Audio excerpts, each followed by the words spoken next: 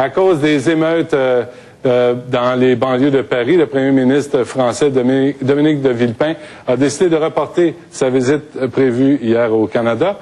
On a avec nous pour en parler, essayer de comprendre ce qui se passe là-bas, l'auteur Maurice G. Dantec. Bonjour Maurice. Bonjour. Alors, vous êtes un maudit français, là. Oui. C'est comme ça qu'il faut surtout maudit, il faut dire. Surtout maudit, hein.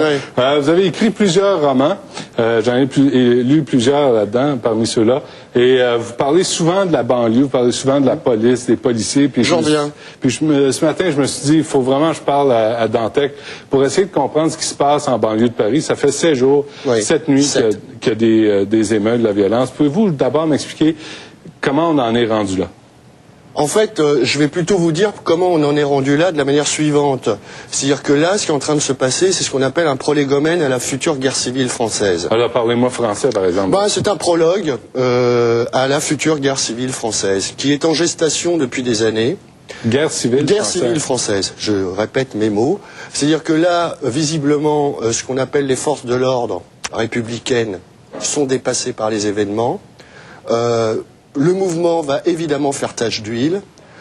On commence à tirer sur les policiers à armes réelles, avec des armes de poing. Il faut savoir que dans toutes les banlieues, ce qu'on appelle les banlieues parisiennes, ou lyonnaises, ou marseillaises, des armes de poing de guerre, j'entends par exemple des fusils d'assaut AK-47 venant d'Albanie ou de Bosnie, sont planqués dans les caves, qu'elles attendent que le moment opportun pour sortir. Quel va être le moment opportun? Le moment où l'État républicain n'aura plus les moyens d'assurer l'ordre public. À ce moment-là, on en est très proche. À ce moment-là, la seule chose peut-être positive que ces émeutes, disons, ont engendré, c'est le fait que vous avez évité une visite de Villepin à Montréal. Ça, déjà, c'est pas mal. Mais à part ça... Il faut voir le bon côté des choses. Il faut toujours voir le bon côté des choses. Ce qui est en train de se passer, si vous voulez, c'est ce que j'appelle la convergence des catastrophes. D'un côté, comme vous l'avez remarqué les 2 dernières années, le gouvernement français a tout fait pour ne pas intervenir aux côtés des États-Unis et de la coalition alliée en Irak. Pourquoi? Attendez, là, vous parlez d'Irak. Oui, pourquoi? Vous allez voir. Pourquoi? Parce que les renseignements généraux, qui est, disons, on pourrait dire la police politique française, savaient déjà que les banlieues étaient très fortement, influencées directement par un certain nombre d'imams qui vantaient le djihad. Là, on parle, ça fait 20 ans là, que ça traîne. Oui, ça fait 20 ans, mais vous allez voir l'accélération qu'il y a eu. C'est que il y a 20 ans, il y avait déjà des échauffourées, comme on dit, entre les forces de l'ordre et les jeunes des cités en France. C'était des choses régulières. Là, ce qui a changé, c'est que les jeunes, soi-disant des cités, qui envoient des bombes d'acide sulfurique sur les pompiers, qui tirent à balles réelles sur les policiers, ils le font en criant Allah au Akbar. Donc, la différence qu'il y a entre ce qui se passait il y a 15 ou 20 ans et aujourd'hui, c'est qu'il y a une idéologie d'importation qui est venue se greffer sur des problèmes de délinquance, on va dire, sur des problèmes sociaux, ce qui rend la situation d'autant plus explosive. Allah quoi? Allah ou Akbar. Ça veut dire quoi? Ça veut dire Dieu est grand en arabe. Ok, c'est le cri de guerre du djihad. Ok, et là, ça fait 7 jours que ça pète dans les banlieues de Paris. Absolument. Il y a des feux, il y a 2 jeunes qui sont morts. Oui. Bon, juste pour nous, ici, là, on est au Québec. Alors, les deux jeunes ne sont pas morts lors des émeutes. Non. Ok, les 2 jeunes sont 2 jeunes qui, on ne sait pourquoi, ont fui l'apparition d'une patrouille de police. Ils devaient certainement avoir la conscience tranquille. Et puis, bon, il y a eu un accident. Je ne sais pourquoi, ils sont enfermés dans un transformateur haute tension électrique. Ce qui fait qu'effectivement, ils ont subi quelques dommages, j'allais dire collatéraux, liés à l'électricité ambiante. À partir de ce moment-là, effectivement, les émeutes ont éclaté. Mais n'importe quel incident aurait provoqué ces émeutes. Aujourd'hui, ou au mois de novembre, ou au mois de janvier. Là, on parle du ministre de l'Intérieur, Nicolas Sarkozy, qui disait tolérance zéro. Là, pour les gens au Québec, vous parlez de cité.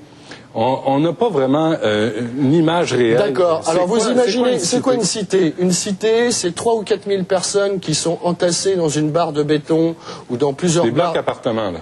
des blocs appartements dans des barres de béton qui peuvent faire 10, 15 étages, qui font 100, 200, 300 mètres de long, et dans lequel vous retrouvez 3, 4 000, 5 000, on l'appelle par exemple à la Courneuve, la cité des 4 000, parce qu'il y a 4 000 personnes qui vivent là-dedans. Et toute la banlieue parisienne, c'est-à-dire 8 millions de personnes sur 10, vivent dans cet environnement. 8 millions sur 10 Bien sûr. Vivent dans les cités. Ben oui, puisqu'il y a à peine 2 millions de personnes qui vivent dans Paris intramuros, comme on dit. Ok.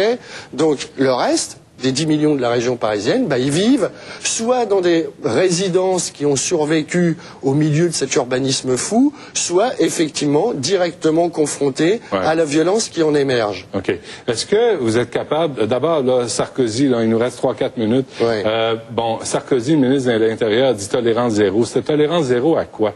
Tolérance zéro à la violence, tolérance zéro aux viols en série qui chaque jour ont lieu dans les cités en question. Parce que les cités en question, si vous voulez, quand elles ont été construites dans les années 50, elles étaient faites pour une population d'ouvriers français pauvres, mais qui avaient, j'allais dire, encore peut-être, une structure psychologique et politique et sociologique et morale qui faisait que ça tenait en place. Malheureusement, à partir des années 70-80, tout ça a disparu sous la culture de mort d'un rap raciste, anti-français, qui fait l'apologie du viol, qui fait l'apologie de la destruction de l'Occident, qui fait l'apologie de la destruction de la France, qui dit qu'il faut tuer tous les flics, qui dit que les femmes blanches sont des esclaves, etc., etc. Ça a été un des éléments, j'allais dire, contributeurs directs au fait qu'effectivement, il y a un abîme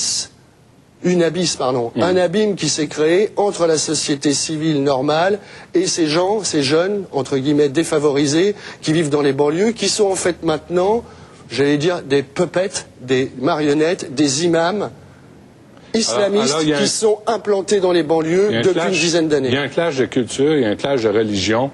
Alors c'est pour ça que vous annoncez la guerre civile. Oui, absolument. Je veux juste vous ramener ici à Montréal. Ça fait 10 ans que vous habitez à Montréal, une dizaine d'années. Est-ce qu'on peut craindre ici à Montréal ce qu'on voit à Paris? Non, vous êtes une société qui est absolument pas construite sur les mêmes, excusez-moi d'employer un mot compliqué, sur les mêmes paradigmes, sur les mêmes valeurs, d'abord, et puis même sur la même organisation urbanistique. Vous n'avez pas autour de Montréal, j'allais dire 60 km au nord, à l'est, à l'ouest et au sud, de cités, c'est-à-dire de projects, comme on dit aux États-Unis. Il y a des quartiers qui se ghettoisent. Vous avez quelques quartiers comme Montréal-Nord, dont on parle de temps en temps, parce qu'il y a des gangs d'Haïtiens. On est bien d'accord.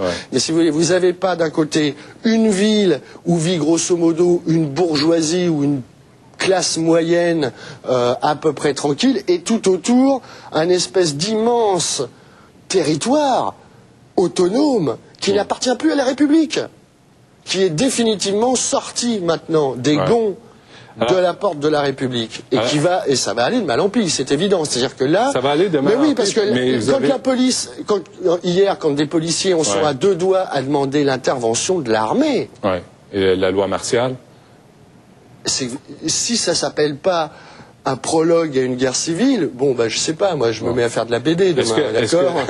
Est-ce que vous pensez retourner en France quand vous voyez ça? Vous avez des enfants? J'ai un enfant, mais qui vit ici. Maintenant, retourner en France, ça pourrait être intéressant. OK, je veux juste finir avec ça, Maurice. Est-ce que vous êtes raciste? Absolument pas. J'ai toujours été antiraciste, anti-nazi. C'est pour ça d'ailleurs que je suis aussi opposé aux anarchistes nazillons antisémites qui ont pignon sur rue à Montréal ou ailleurs. Avec eux, c'est quand ils veulent. OK. Écoutez, on va sûrement se reparler. Maurice Dantec, je vous rappelle le livre, on peut le revoir à l'écran. Ça s'appelle Cosmos Incorporated. Je ne l'ai pas lu, je vais le lire, puis je vais vous en reparler, c'est sûr. Merci, Maurice. C'est moi qui vous remercie. À la prochaine.